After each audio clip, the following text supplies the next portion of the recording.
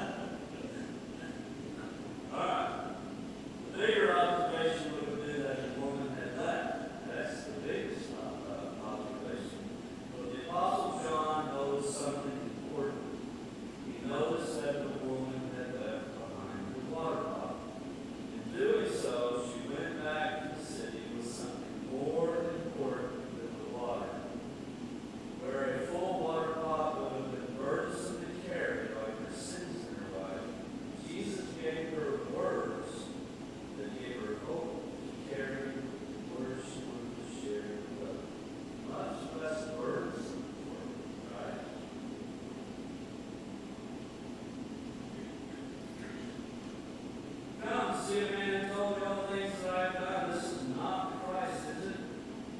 This woman was so impressed by Jesus that she was compelled to tell those in her city that they should come to the well and meet Jesus.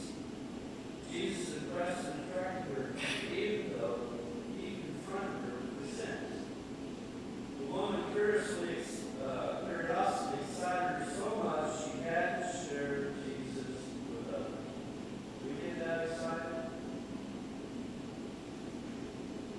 We see this elsewhere in the New Testament when Jesus comes in contact with others, and he leaves them so impressed that they want to share Jesus with others. We find one example in Mark 5, 20, the account of Peter, the Pharisee. Not the internet, but the actual there, this is where Jesus cleanses the man possessed by many demons and sends the demons into the pigs and run away. But we all know this, right? All familiar. What Jesus did impressed and hurt them so much that they ran away and reported it in the city and the country. That's verse 14. This is an odd way for Jesus to treat people, because in verses 15 through 17, this is their reaction. They came to Jesus and observed a man who had been demon-possessed, sitting down, clothed in his right mind, and the very man who had a legion. And they became frightened. Those who had seen it described to them how it had happened to the demon-possessed man, all about the swine, and they began to implore him to leave the region. Not the outcome of Jesus' miracle they would have expected. But there's a reason for this to happen. Verse 18. As he was getting into the boat, the man who had been demon-possessed was imploring him that he might accompany him. Well, Jesus replied, verse 19 and 20, and he did not let him, but he said to him, go home to your people and report to them what great things the Lord has done for you, and how he had mercy on you. And he went away and began to proclaim in Decapolis what great things Jesus had done for him. So what was the point of leaving the man behind? Let's go back to verse 17. And they began to implore him to leave the region. After Jesus cleansed the man possessed by demons, he was no longer welcome in the area. He was asked to leave. Because they were so impressed by Jesus' power, they became frightened. Verse 450. Jesus leaves the man behind to do what he couldn't do at the time. He tells the man, go home to your people and report to them what great things the Lord has done for you, and how he had mercy on you. Verse 19. What was the effect of the man's testimony? Everyone was amazed. So amazed that in Mark 7:31, again, 31 through 37, again he went out from the region of Tyre and came through Sidon to the Sea of Galilee within the region of Decapolis. They brought to him one who was deaf and spoke with difficulty, and they implored him to lay his hands on him. Jesus took him aside from the crowd by himself and put his fingers in his ears, and after spitting, he touched his tongue with saliva. He looked up into heaven with a deep sigh and said, Ephphatha, that it be opened. And his ears were opened, and the impediment of his tongue was removed, and he began to speak plainly. And he gave them orders not to tell anyone.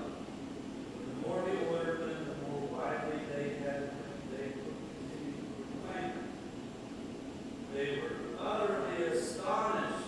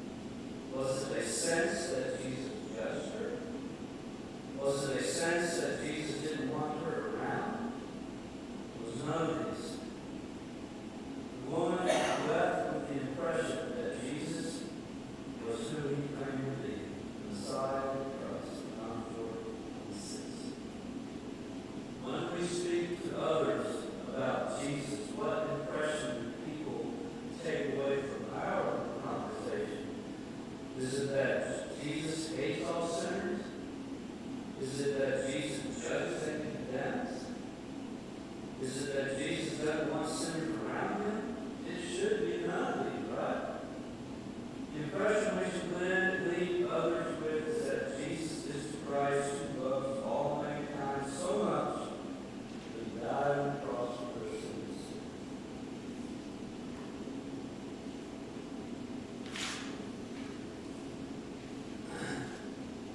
They went out of the city and were coming to him. How effective was the woman's efforts? Effective enough that people came to Jesus out of curiosity. All right, let's move on. John 4:31-34. Meanwhile, the disciples were urging him, saying, Rabbi, eat. But he said to them, I have food to eat that you do not know about. So the disciples were saying to one another, no one brought him anything to eat, did he? Jesus said to them, my food is to do the will of him who sent me and to accomplish his work. All right, let's look at this statement. I have food that you do not know about. This is a cryptic statement made by Jesus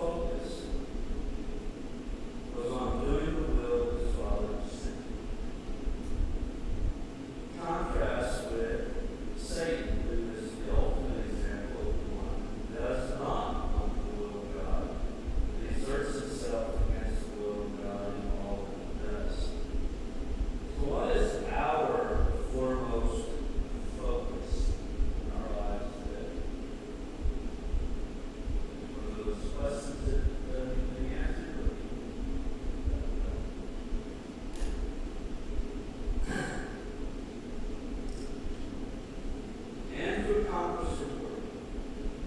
Jesus' focus wasn't